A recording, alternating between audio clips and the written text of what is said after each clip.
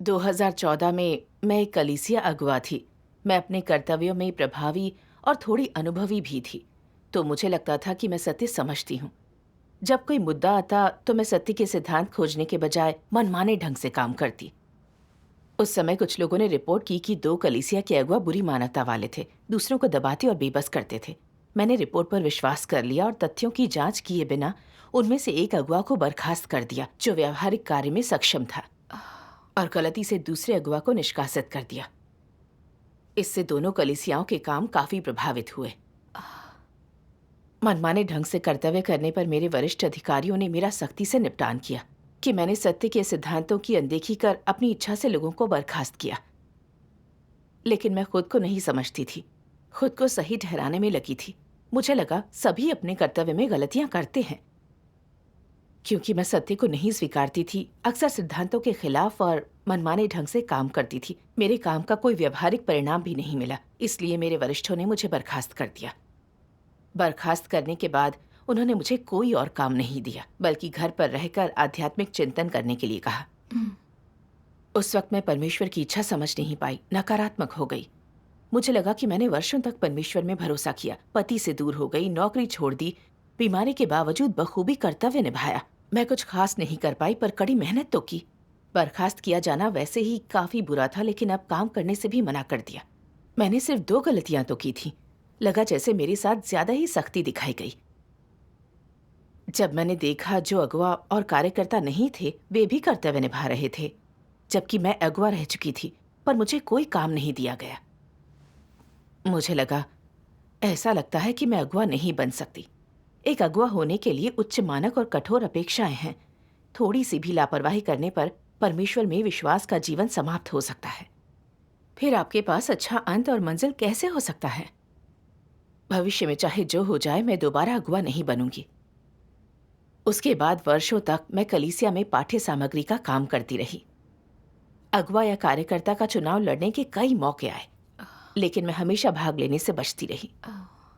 आपको इसके बारे में गलतफहमी थी। मुझे उस समय अपनी समस्या का एहसास नहीं हुआ। मैंने सोचा कि इस तरह से काम करना बुद्धिमानी है। मई 2020 में मेरे भाइयों और बहनों ने मुझे चुनाव लड़ने का सुझाव दिया। मेरे दिमाग में संघर्ष शुरू हो गया। मैं पाठ्य सामग्री के काम में अच्छा कर रही थी, चुनाव लड़ना नहीं चाहती थी। अगर अगुवा चुनी गई तो ये खबर अच्छी नहीं होगी। मुझे लगा कि अगुवा बनना एक कठिन और नाशुक्रा काम है। इस कार्य को बखूबी निभाना अनिवार्य है। गलती की सारी जिम्मेदारी हमेशा अगुवा की होती है। हर कोई लाभ उठाता है, लेकिन केवल एक व्यक्ति दोष लेता है। ये बात यहाँ सही बैठती है। पहले जब मैं अगुवा थी, मैंने एक अपराध कर दिया। अगर फिर से अगुवा के रूप में सेवा करते हुए सिद्धांतों के खिलाफ चली गई, जिससे कलीसिया के कार्य को नुकसान हो गया, तो मुझे बर्खास्त कर दिया जाएगा। बदतर स्थिति में निष्कासित हो सकती हूँ, जिसके बाद मैं उद्धार का मौका खो दूंगी। यह सोचकर मैंने कहा कि हाल ही में मेरी दिल की बीमारी बढ़ गई है, इसलिए मैं चुनाव में हिस्सा नहीं ले सकती। उस समय मुझे थोड़ा अपराध बोध हुआ। क्या मैं चुनाव से बचना नहीं चाह रही थी? लेकिन फिर मैंने सोचा कि मैं वाकई अगुवा बनने लायक नहीं हूं। वैसे भी दिल की बीमारी से दिक्कत थी ही, तो मेरे पास एक वजह थी। इस विचार से मेरे मन में जो थोड़ी सी बेचैनी और अपराध बोध था, वो गायब हो गया। 1 महीने बाद अगुवा ने कहा कि भाई बहनों ने मुझे फिर से उम्मीदवार चुना है। यह पढ़ने के बाद मैं सोचने लगी, उन्होंने आखिर मुझे उम्मीदवार क्यों चुना? अगुवा होना खतरनाक है। इसमें बहुत काम और समस्याएं हैं। किसी भी वक्त मुझे उजागर किया जा सकता है। मेरे आसपास के कुछ लोग जब तक अगुवा नहीं थे, उनमें कोई समस्या नहीं दिखी, लेकिन अगुवा बनने के बाद वे झूठे अगुवा के रूप में बर्खास्त कर दिए गए, जबकि कुछ दुष्ट या मसीह विरोधी निकले और उन्हें निष्कासित कर दिया गया। लगता है रुतबा लोगों को उजागर करता है, इसलिए मैंने चुनाव ना लड़ने का फैसला किया। लेकिन अगुवा ने मुझे समय पर पहुंचने को कहा था, तो मैं बेमन से चली गई। उन कुछ दिनों की सभा में मेरे पास कहने को कम ही था। वोट का समय आया तो मन में काफी देर संघर्ष चला। अंत में मैंने सभी से कहा, मैं इससे दूर रहूंगी, न वोट दूंगी न चुनाव लड़ूंगी। गलतफहमी या चिंता है तो आप खुलकर बात कर जवाब खोज सकते हैं, पर मतदान से खुद को दूर नहीं रख सकते। हाँ, हाँ। उस समय मैं अपनी जिद में थी। मैंने खुलकर बात नहीं की, बस घर चली गई। घर पहुंचते ही मेरी बीमारी फिर से उभर आई। मुझे दस्त और बुखार हो गया था। दवा लेने से कोई फायदा नहीं हुआ। कई दिनों के बाद मेरी हालत में सुधार हुआ, जिसके बाद मेरे हाथ और गर्दन में ढेर सारे लाल दाने हो गए। यह बढ़ता ही जा रहा था। पसीना आते ही मेरे पूरे शरीर में चुभने वाला दर्द होने लगता।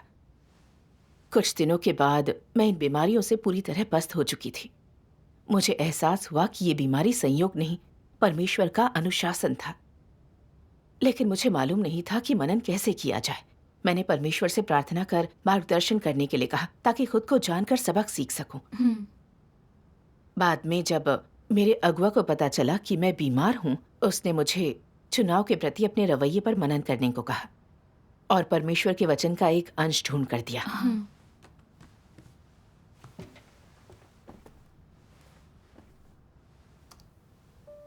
सर्वशक्तिमान परमेश्वर कहते हैं, एक बार जब शैतानी प्रकृति वाले लोगों को रुतबा मिल जाता है तो वे खतरे में पड़ जाते हैं।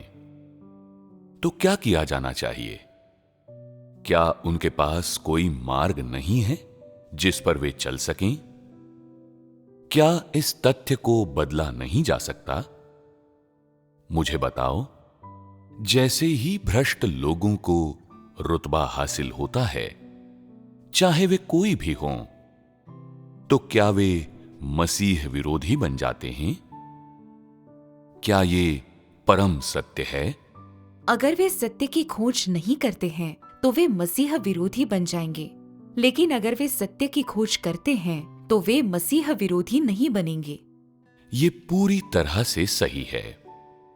यदि लोग सत्य का अनुसरण न करें तो वे यकीनन मसीह विरोधी बन जाएंगे।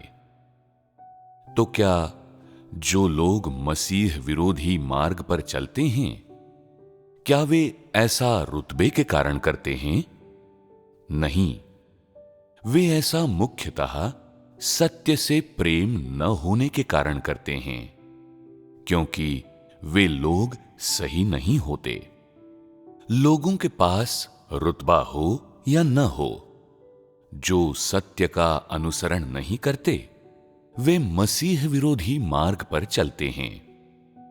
उन्होंने चाहे जितने भी उपदेश सुने हों, ऐसे लोग सत्य स्वीकार नहीं करते। वे सही मार्ग पर नहीं चलते, इसलिए अनिवार्यतः गलत मार्ग पर चल पड़ते हैं। ये उसी तरह है जैसे कि लोग खाना खाते हैं।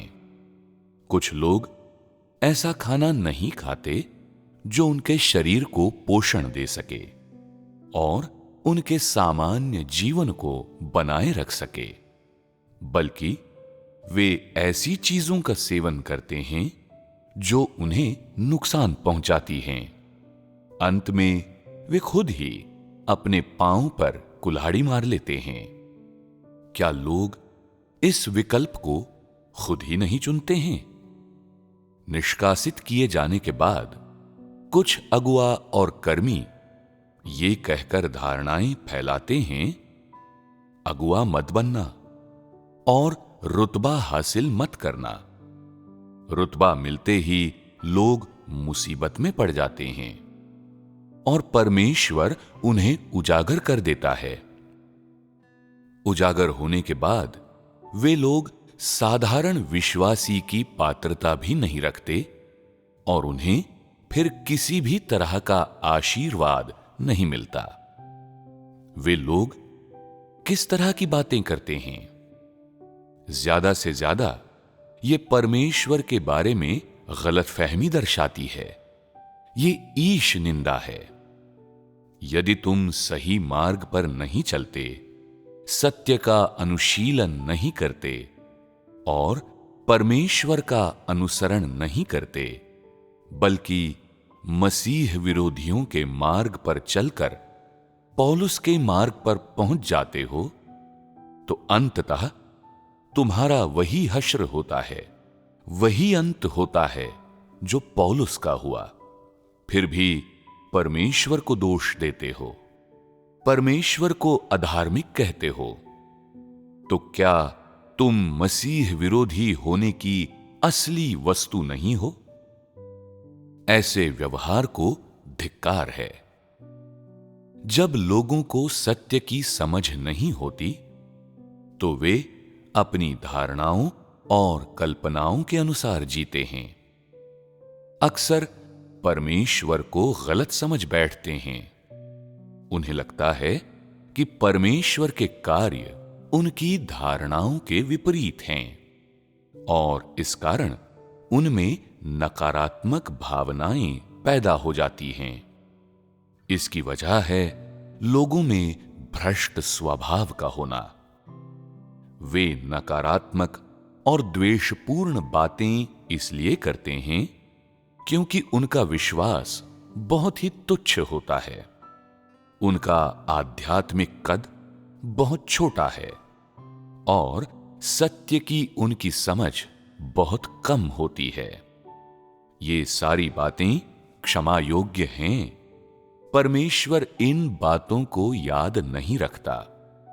फिर भी ऐसे लोग होते हैं जो सही मार्ग पर नहीं चलते, जो जानबूझकर कपट करने, विरोध करने, परमेश्वर को धोखा देने और उससे लड़ने के मार्ग पर चलते हैं।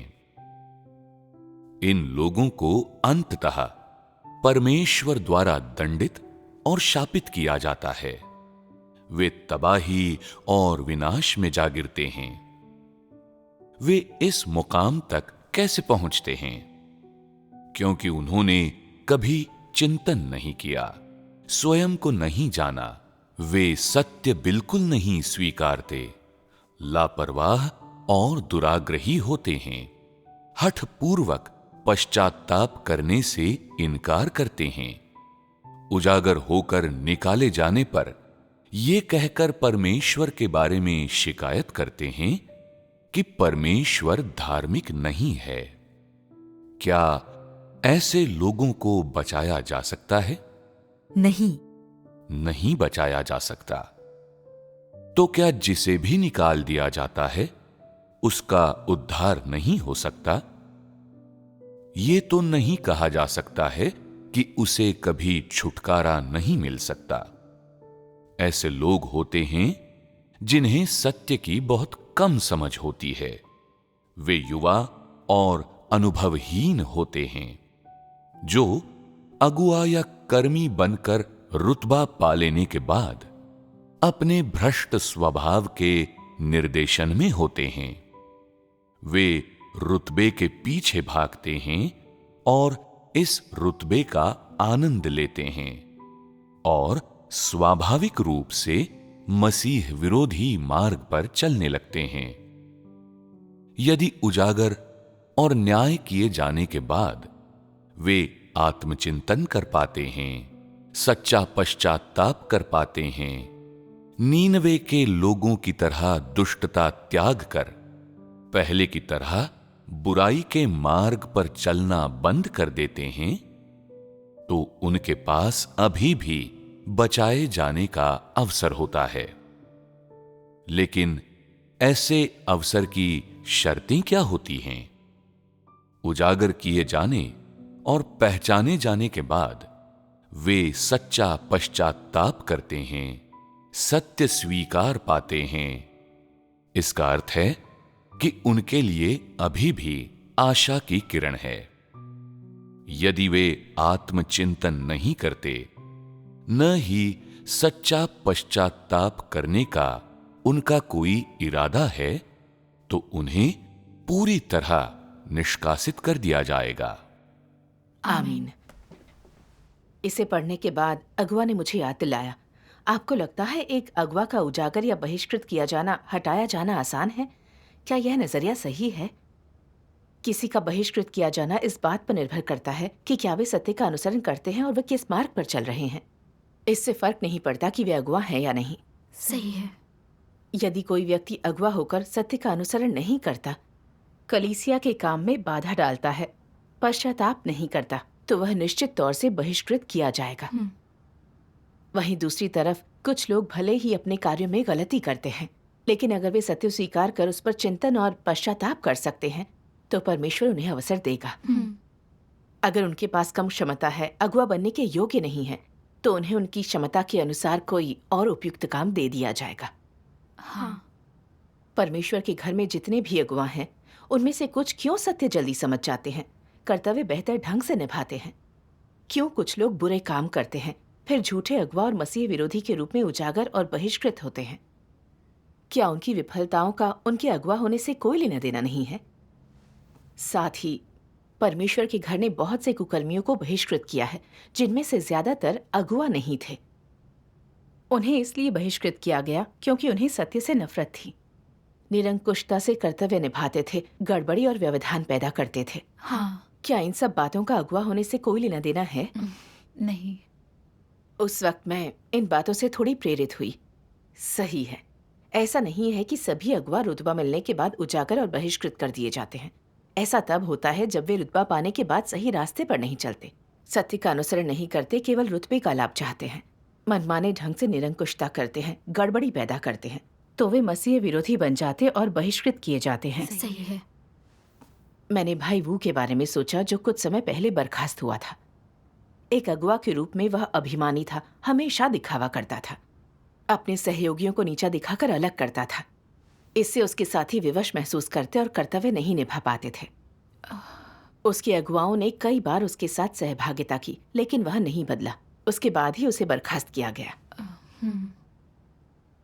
मैंने उस अवधि पर मनन किया जब मैं अगुआ थी। मैं अक्सर मनमाने ढंग से काम करती थी। जब भाई बहनों ने 2 कलीसिया अगुआओं की रिपोर्ट की, तो मैंने सिद्धांत के अनुसार जांच और सत्यापन नहीं किया। इसके बजाय आंख बंद करके उनकी निंदा की और उन्हें बर्खास्त कर दिया। मैंने दोनों अगुआओं को नुकसान पहुंचाया, कलीसिया में अराजकता फैला दी। अब सोचती हूं तो महसूस होता है कि मैंने जो कुछ किया वह बुरा था। मैं कलीसिया के काम में बाधा डाल रही थी और भाई बहनों को नुकसान पहुंचा रही थी। सौभाग्य से मेरे अन्यायपूर्ण और गलत फैसले जल्द पकड़ लिए गए और पलट दिए गए, नहीं तो इसके परिणाम भयानक होते। हाँ। मुझे एहसास हुआ कि मेरी बर्खास्तगी का वास्तव में मेरे रुतबे या अगुआ होने से कोई लेना देना नहीं था। ऐसा इसलिए था क्योंकि मेरा स्वभाव बहुत अहंकारी था। मैंने सत्य नहीं खोजा, मनमाने और अंधाधुंध तरीके से काम किया, कलीसिया के काम को बाधित किया।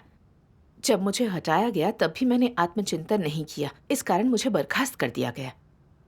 यह सिद्धांतों के अनुसार था और यह परमेश्वर की धार्मिकता भी थी। हाँ। लेकिन मैं खुद को नहीं जानती थी, परमेश्वर के खिलाफ गलतफहमी और एहतियात बरत रही थी। मुझे लगा कि अगुआ होने की वजह से मैं उजागर हुई। मैं कितनी मूर्ख और अविवेकी थी। मुझे अब ये एहसास हुआ कि अगर मुझे समय पर बर्खास्त कर रोका ना गया होता तो अपने अभिमानी स्वभाव के कारण मैं और भी अधिक बुराई कर बैठती। मेरी बर्खास्तगी मेरे लिए एक चेतावनी थी, आत्मचिंतन करने का अवसर था। हाँ। मैंने बहन वांग के बारे में सोचा, जो पहले मेरी साथी थी। उन्हें बर्खास्त कर दिया गया था, लेकिन अपनी असफलता के बाद उन्होंने आत्मचिंतन किया, परमेश्वर के सामने पश्चाताप किया। बाद में जब वह फिर से अगुआ बनी तो उन्होंने अपने कार्यों में सत्य के सिद्धांत तलाशे और प्रगति की। इस पर विचार करने के बाद मैं समझ गई कि लोग रुतबे की वजह से बहिष्कृत नहीं होते, उनके भ्रष्ट स्वभाव के कारण ऐसा होता है। हाँ। यदि भ्रष्ट स्वभाव का समाधान ना हो तो हम अगुआ ना भी हों और रुतबे के चलते बुराई ना भी करें, तब भी हम सत्य का अनुसरण ना करने से बहिष्कृत हो जाएंगे। सही है। एक बार जब मैंने इसे जान लिया तो मेरी अवस्था बदलने लगी, लेकिन मुझे अब भी कुछ चिंताएं थीं। सत्य के बारे में मेरी समझ उथली है। अगुआओं को तो कई फैसले लेने होते हैं। यदि मेरी अनुपयुक्त व्यवस्था से कलीसिया का कार्य बाधित होता है, तब भी मैं अपराध कर सकती हूँ। अगर मैं अगुआ नहीं बनूं और ऐसे काम नहीं करूं, तो इन वजहों से मैं बुराई या परमेश्वर का विरोध नहीं करूंगी। मुझे अभी लगता है कि चुनाव ना लड़ना ही बेहतर है। फिर अगुआ ने मुझे परमेश्वर के वचन का एक अन्य अंश दिखाया। मैं किसी को ऐसा महसूस करते हुए नहीं देखना चाहता मानो परमेश्वर ने उन्हें बाहर ठंड में छोड़ दिया हो, या परमेश्वर ने उन्हें त्याग दिया हो, या उनसे मुंह फेर लिया हो। मैं बस हर एक व्यक्ति को बिना किसी गलतफहमी या बोझ के केवल सत्य की खोज करने और परमेश्वर को समझने का प्रयास करने के मार्ग पर साहसपूर्ण दृढ़ संकल्प के साथ आगे बढ़ते देखना चाहता हूँ। चाहे तुमने जो भी गलतियां की हों, चाहे तुम कितनी भी दूर तक भटक गए हो या तुमने कितने भी गंभीर अपराध किए हों, इन्हें वह बोझ या फालतू सामान मत बनने दो जिसे तुम्हें परमेश्वर को समझने की अपनी खोज में ढूंढना पड़े। आगे बढ़ते रहो। हर वक्त परमेश्वर मनुष्य के उद्धार को अपने हृदय में रखता है। यह कभी नहीं बदलता। यह परमेश्वर के सार का सबसे कीमती हिस्सा है। आमीन। आमीन। मैं परमेश्वर के वचनों से बहुत प्रभावित हुई। वह अस्थायी विफलताओं और अपराधों की वजह से लोगों को बचाना नहीं छोड़ता। इसके बजाय वो उन्हें मौका देता है। अपने कर्तव्य में गलती और अपराध करना कोई भयावह बात नहीं है। जब तक लोग बदल सकते हैं, परमेश्वर उनका मार्गदर्शन करते रहते हैं। सही है। आमीन। हालांकि मैंने कुछ अपराध किए थे, फिर भी कलीसिया ने मुझे चिंतन और प्रायश्चित करने के मौके दिए। उसने मेरे एक भी अपराध के लिए ना तो मेरी निंदा की, ना ही मुझे निकाला, मगर मैंने ठीक से आत्मचिंतन नहीं किया। मैं परमेश्वर से बचाव करने और उसे गलत समझने की हालत में जी रही थी। अगुआ या कार्यकर्ता बनने के लिए तैयार नहीं थी। मैं बेहद निष्ठुर थी। इस बात का एहसास हुआ तो मुझे पश्चाताप और अपराध बोध हुआ। मैंने प्रार्थना की, परमेश्वर, मैं बहुत विद्रोही हूँ। मैं तुम्हें गलत समझना नहीं चाहती। अब मैं पश्चाताप करना चाहती हूँ। कृपया मेरा मार्गदर्शन करो ताकि मैं अपनी गलत अवस्था को बदल सकूं। आमीन। उसके बाद मैं सोच में पड़ गई कि मैंने क्यों परमेश्वर को गलत समझा, क्यों उससे सावधान रही, इसका मूल कारण क्या था। तब अगुआ ने मुझे परमेश्वर के वचन का यह अंश भेजा जो मददगार था।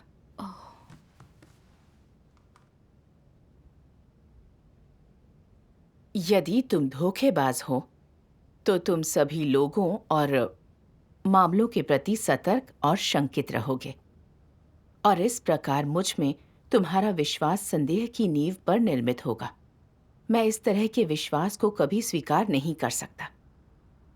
सच्चे विश्वास के अभाव में तुम सच्चे प्यार से और भी अधिक वंचित हो, और यदि तुम परमेश्वर पर इच्छानुसार संदेह कर अनुमान लगाने के आदी हो तो तुम यकीनन सभी लोगों में सबसे अधिक धोखेबाज हो। तुम अनुमान लगाते हो कि क्या परमेश्वर मनुष्य जैसा हो सकता है, अक्षम्य रूप से पापी, क्षुद्र चरित्र का, निष्पक्षता और विवेक से विहीन, न्याय की भावना से रहित, शातिर चालबाजियों में प्रवृत्त, विश्वासघाती और चालाक, बुराई और अंधेरे से प्रसन्न रहने वाला, आदि आदि। क्या लोगों के ऐसे विचारों का कारण यह नहीं है कि उन्हें परमेश्वर का थोड़ा सा भी ज्ञान नहीं है? ऐसा विश्वास पाप से कम नहीं है। आमीन। परमेश्वर के वचन ने मुझे यह एहसास कराया कि अपनी कपटी प्रकृति के कारण मैं उसे गलत समझकर उससे सावधान रहती थी। बर्खास्त किए जाने के बाद मैंने उस रास्ते के बारे में नहीं सोचा जिस पर चलकर मुझे विफलता मिली, ना कोई सबक सीखा कि अपनी गलतियां ना दोहराऊं। पर मैंने सोचा कि अगुआ बनी तो उजागर और बहिष्कृत हो जाऊंगी। मुझे लगा कि अगुआ की उपाधि ने मुझे नुकसान पहुंचाया है। मैंने परमेश्वर को एक सांसारिक शासक की तरह समझा जो कुछ भी गलत करने के लिए लोगों को मौत की सजा देगा। इसलिए चुनाव के विचारों से मैं भयभीत थी। मुझे डर था कि अगुआ चुनी गई तो मैं उजागर कर दी जाऊंगी और अपना अंत खो दूंगी। इसलिए मैं हमेशा आशंकित और रक्षात्मक रहती थी। चुनाव में खड़े होने से बचने के लिए एक के बाद एक बहाने बनाए। मैं बहुत कपटी थी। परमेश्वर का घर अगुवाओं और कार्यकर्ताओं को अभ्यास का अवसर देता है ताकि वे सत्य समझ सकें, परमेश्वर के आदेश को वहन कर सकें। हाँ। पर मुझे लगा कि परमेश्वर मुझे उजागर कर बहिष्कृत करना चाहता है। मैं उसे गलत समझ रही थी, ईश निंदा कर रही थी। परमेश्वर की विश्वासी होकर भी मैंने हमेशा चीजों को अधर्मी और आशंकित व्यक्ति के नजरिए से देखा। इसमें मेरा शैतानी स्वभाव उभर कर सामने आया। क्या इस तरह की धारणा रखना परमेश्वर का विरोध नहीं था? परमेश्वर के वचन पढ़ने से मैं उसकी इच्छा और अच्छे से समझ पाई। सर्वशक्तिमान परमेश्वर कहते हैं, कभी कभी परमेश्वर तुम्हें उजागर करने या तुम्हें अनुशासित करने के लिए किसी निश्चित मामले का उपयोग करता है। क्या इसका मतलब यह है कि तुम्हें निकाल दिया गया है? क्या इसका मतलब यह है कि तुम्हारा अंत आ गया है? नहीं, दरअसल कई मामलों में लोगों की चिंता अपने हितों से ही उपजती है। आमतौर पर यह भय होता है कि उनका कोई परिणाम नहीं होगा।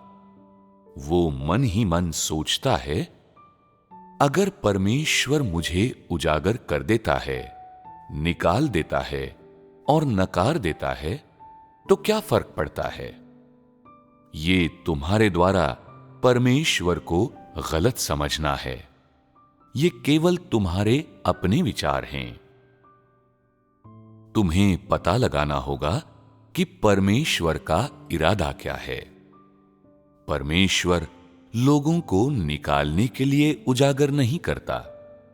लोगों को इसलिए उजागर किया जाता है ताकि उन्हें अपनी कमियों का, गलतियों का और अपनी प्रकृति के सार का पता चले, ताकि वे खुद को जानकर सच्चा पश्चाताप करने में समर्थ हो सकें।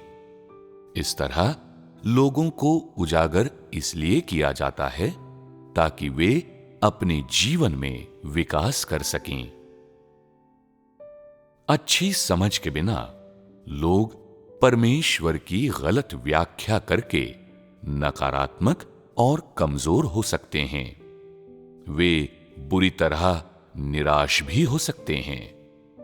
वास्तव में परमेश्वर द्वारा उजागर किए जाने का अर्थ ये नहीं है कि लोगों को निकाल ही दिया जाएगा। ये इसलिए है ताकि तुम्हें ज्ञान मिले और तुम पश्चाताप करो। अक्सर ऐसा होता है कि लोग विद्रोही हो जाते हैं और जब वे भ्रष्टता दिखाते हैं तो समाधान ढूंढने के लिए सत्य की खोज नहीं करते। ऐसे में परमेश्वर को उन्हें अनुशासित करना पड़ता है और इसलिए कभी-कभी वो लोगों को उजागर कर उनकी कुरूपता और दयनीयता को प्रकट कर देता है, ताकि वे खुद जानें इससे उनके जीवन में विकास होता है। लोगों को उजागर करने के दो अलग-अलग निहितार्थ हैं। दुष्ट लोगों के लिए उजागर किए जाने का अर्थ है उन्हें निकाला जाना। जो लोग सत्य स्वीकार लेते हैं उनके लिए ये एक अनुस्मारक और एक चेतावनी है।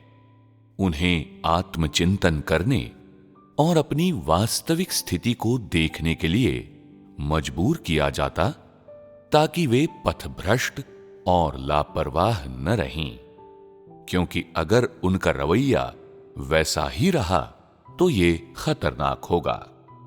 इस तरह से लोगों को उजागर करना उन्हें चेताना है, ताकि वे अपने कर्तव्य निर्वहन में भ्रमित और लापरवाह न हों, अपने कार्य को हल्के में न लें, थोड़े बहुत प्रभावी होकर ही संतुष्ट न हो जाएं।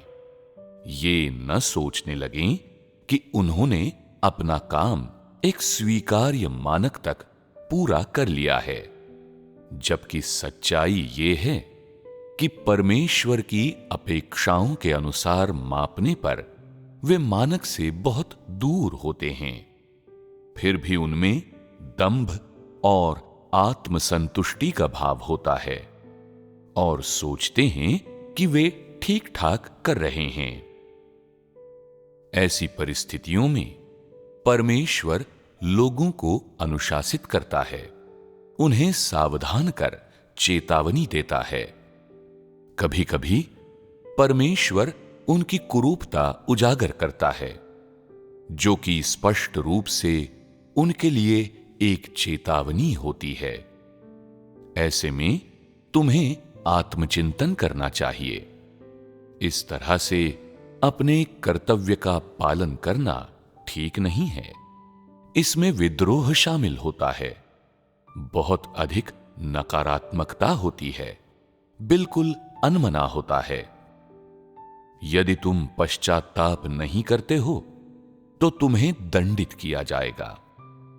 परमेश्वर जब तुम्हें अनुशासित कर उजागर करता है तो इसका मतलब ये नहीं होता कि तुम्हें निकाल दिया जाएगा।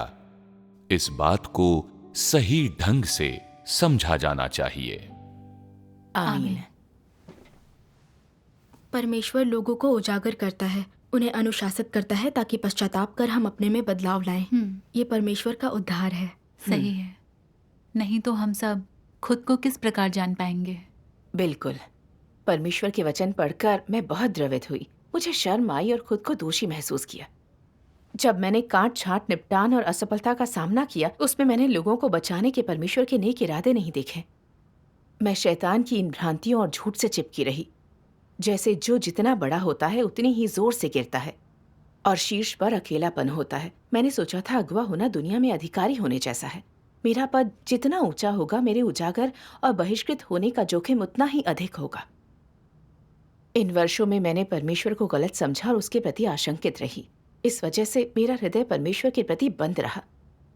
मैंने बार बार अगवा बनने से इनकार किया, चुनावों से परहेज किया, अपने कर्तव्य में बेहद सतर्क और चिंतित रही। इसलिए मैं अपना सर्वस्व और अपना दिल पूरी तरह से परमेश्वर को नहीं दे पाई। सत्य के प्रति मेरा रवैया हमेशा उदासीन रहा। मैं शैतान के जाल में फंस गई थी। वो मुझे नुकसान पहुंचा रहा था। मुझे नहीं पता था कि वो मेरे जीवन को कितना नुकसान पहुंचा रहा था। अब मैं खतरे के कगार पर थी, इसलिए मैं परमेश्वर को आहत नहीं कर सकती थी। मैंने मन में से प्रार्थना की, परमेश्वर, मैं चुनाव के प्रति रवैया ठीक करना चाहती हूँ। मुझे चुना जाए या ना चुना जाए, मैं तुम्हारी व्यवस्थाओं को मानूंगी। आमीन। जब चुनाव का समय आया, मैं तब भी असमंजस में थी। मुझे चुन लिया गया तो मुझे इसे स्वीकार कर पालन करना चाहिए, पर मेरी योग्यता और क्षमता सीमित है। बेहतर होगा कोई और ये काम करे। इस तरह मुझे फिर से उजागर नहीं होना पड़ेगा। इस दुविधा में मुझे अचानक परमेश्वर के ये वचन याद आए। जब परमेश्वर के लोग राज्य में अपना कर्तव्य निभाते हैं और परमेश्वर के प्राणी सृष्टिकर्ता के सामने कर्तव्य निभाते हैं, तो उनमें परमेश्वर का भय मानने वाला हृदय होना चाहिए। शांति से आगे बढ़ना चाहिए। उन्हें कायर, भीरू और कातर नहीं होना चाहिए। क्या अपना कर्तव्य निभाना शर्मनाक है? परमेश्वर के इस वचन ने मुझे तुरंत जगा दिया। हाँ, नाजुक समय में मैं पीछे हटना और भागना चाहती थी। मैं हमेशा चुनाव को लेकर चिंतित रहती थी। मेरी हिम्मत और गरिमा कहाँ थी? मैं उतनी ही कायर थी जितना परमेश्वर ने कहा। एक प्राणी के लिए अपना कर्तव्य निभाना सही और उचित है, यह सम्मानजनक है। सही कहा। लेकिन मैं पीछे हट गई, कायरता में खुद को छिपा लिया। यह कितनी मूर्खतापूर्ण और दयनीय बात थी। मुझे परमेश्वर की ओर मुड़कर ईमानदार व्यक्ति बनना था। अपने अंत और मंजिल के बारे में चिंता बंद करनी थी। परमेश्वर से प्रेम करना था, चाहे मैं चुनी जाऊं या ना चुनी जाऊं। अब मैं इससे परहेज नहीं कर सकती। यदि मुझे चुना गया तो मुझे कर्तव्य अच्छे से निभाना था। अपनी इस कश्मकश को पार कर लगा कि मेरे दिल से एक बड़ा बोझ उतर गया। मुझे बहुत राहत मिली। परमेश्वर का धन्यवाद। बढ़िया है। जब नतीजे आए तो मैं और दूसरी बहन चुनी गई। इस बार मुझे कोई गलतफहमी नहीं थी और कर्तव्य ना निभाने पर बहिष्कृत होने का भी डर नहीं था। इसके बजाय मैं इस अवसर को संजोकर अपने पिछले अपराधों की क्षतिपूर्ति के लिए अपना कर्तव्य निभाना चाहती थी। आमीन। बाद में मैंने परमेश्वर के वचन का एक और अंश पढ़ा। ओह, जब परमेश्वर का घर लोगों को अगुआ बनने के लिए आगे बढ़ाता है, तो उन्हें प्रशिक्षित करने और सत्य की खातिर प्रयास करने के लिए उन्हें और भी अधिक दायित्व दिया जाता है। तभी उनका आध्यात्मिक कद तेजी से बढ़ता है। दायित्व जितना अधिक होता है, दबाव भी उतना ही होता है। वे परमेश्वर पर भरोसा करने के लिए मजबूर हो जाते हैं। अंत में वे अपना कार्य ठीक से करने और परमेश्वर की इच्छा का पालन करने योग्य हो पाएंगे और इस तरह वे बचाए और पूर्ण किए जाने के सही मार्ग पर कदम रखेंगे। ऐसा तभी होता है जब परमेश्वर का घर लोगों को आगे बढ़ाकर उनका पोषण करता है। विशिष्ट कार्य किए बिना वे यह नहीं जान पाएंगे कि उनमें क्या कमी है, सिद्धांतों के अनुसार कार्य कैसे करें, और ना ही यह समझ पाएंगे कि सत्य की वास्तविकता के होने का क्या अर्थ है। तो विशिष्ट कार्य उन्हें अपनी कमियों को खोजने में मदद करता है। उन्हें यह देखने में मदद करता है कि अपने हुनर के बिना वे सत्य की वास्तविकता से रहित होते हैं। उन्हें यह समझने में मदद करता है कि वे कितने दरिद्र और दयनीय हैं। इससे उन्हें यह एहसास हो पाता है कि यदि वे परमेश्वर पर निर्भर रहकर सत्य की खोज नहीं करेंगे तो वे किसी भी कार्य के योग्य नहीं होंगे। इससे उन्हें पता चलता है कि यदि वे सत्य और स्वभावगत बदलाव का अनुसरण न करें तो वे परमेश्वर के उपयोग के लायक नहीं होंगे। ये सब अगुवाओं और कर्मियों को पोषित और प्रशिक्षित किए जाने पर प्राप्त होने चाहिए। प्रशिक्षण के अवसर जितने होंगे, लोगों के अनुभव भी उतने होंगे, अंतर्दृष्टि भी उतनी व्यापक होगी और वे तेजी से विकसित होंगे। अगर लोग अगुवा का कार्य ना करें तो उनका सामना व्यक्तिगत अनुभव, व्यक्तिगत अस्तित्व, विभिन्न व्यक्तिगत स्थितियों और व्यक्तिगत भ्रष्टता से होगा और वे इन्हीं से होकर गुजरेंगे, जो सभी केवल व्यक्ति से ही संबंधित हैं। जब वे अगुवा बन जाते हैं तो उनका सामना अधिक लोगों, अधिक घटनाओं, अधिक स्थितियों से होता है, जो उन्हें सत्य के सिद्धांत खोजने के लिए परमेश्वर के सामने आने को प्रेरित करते हैं। उनके लिए ये लोग, मामले और चीजें एक अदृश्य दायित्व बन जाते हैं और सत्य की वास्तविकता में उनके प्रवेश के लिए अत्यधिक अनुकूल परिस्थितियां बनाते हैं, जो कि अच्छा है। इसलिए जहां एक साधारण विश्वासी और एक अगुवा दोनों में एक क्षमता, बोझ और दक्षता होती है, वहीं साधारण विश्वासी का प्रवेश धीमा होता है जबकि अगुवा या कर्मी का प्रवेश तेज। आमीन। आमीन। परमेश्वर का वचन बहुत स्पष्ट है। परमेश्वर का घर अगुवाओं को बढ़ावा देता है ताकि लोग अभ्यास कर सत्य की वास्तविकताओं में प्रवेश कर सकें। हाँ, यदि हम परमेश्वर का अनुसरण करते हुए आदेश वहन ना करें तो हम कम प्रवेश का सामना करेंगे, थोड़ा अभ्यास प्राप्त करेंगे और सीमित प्रवेश पाएंगे। बिल्कुल। पहले जब मैं अगुवा हुआ करती थी तो कुछ समस्याओं से निपटते हुए मैंने सत्य के कुछ सिद्धांत समझे। जिम्मेदारियों के कारण बार बार काटछाट की गई, निपटान हुआ, जिससे मुझे अक्सर आत्मचिंतन करने और अपने शैतानी स्वभाव को जानने की प्रेरणा मिली। साथ ही यह मेरे जीवन प्रवेश के लिए सहायक था। बाद में मैं सही रास्ते पर नहीं चली और अंधाधुंध काम किया, इसलिए मुझे उजागर कर बर्खास्त कर दिया गया। इन रुकावटों और असफलताओं से मैंने कुछ सबक सीखे और अपने अहंकारी स्वभाव के बारे में जाना। यह भी महसूस किया कि परमेश्वर के धार्मिक स्वभाव को नाराज नहीं किया जा सकता। बाद में मैं समस्या हल करने के लिए सत्य खोजने में कामयाब हो गई और फिर से गलत रास्ता अपनाने से बच गई। सही।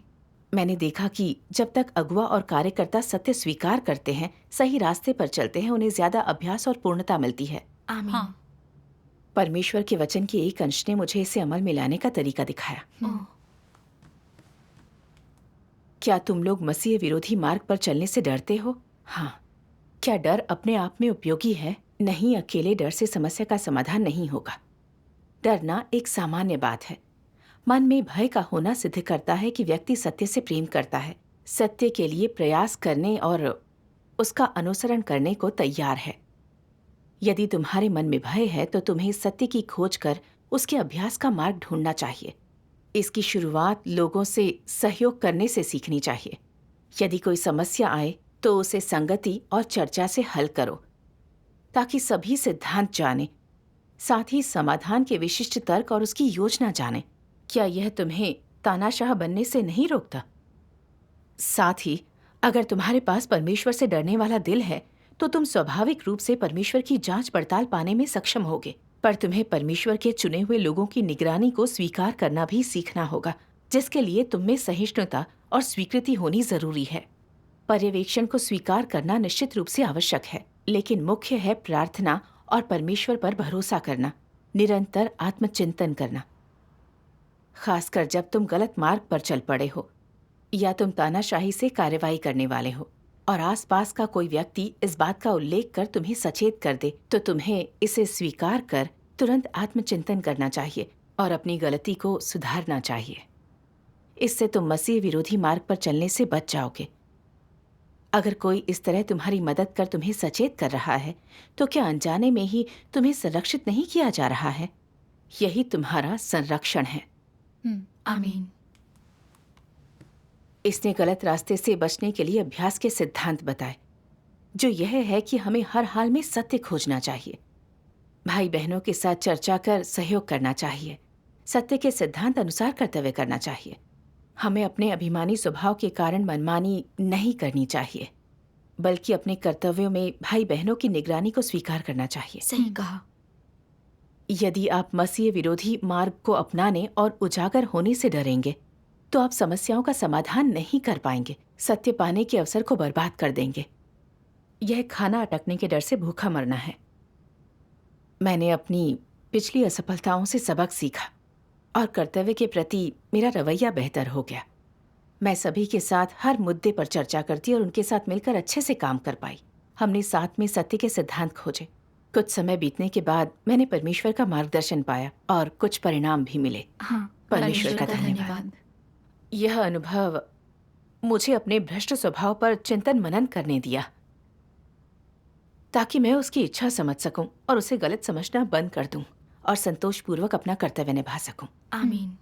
परमेश्वर का धन्यवाद। अगर हम सत्य का अनुसरण कर सकते हैं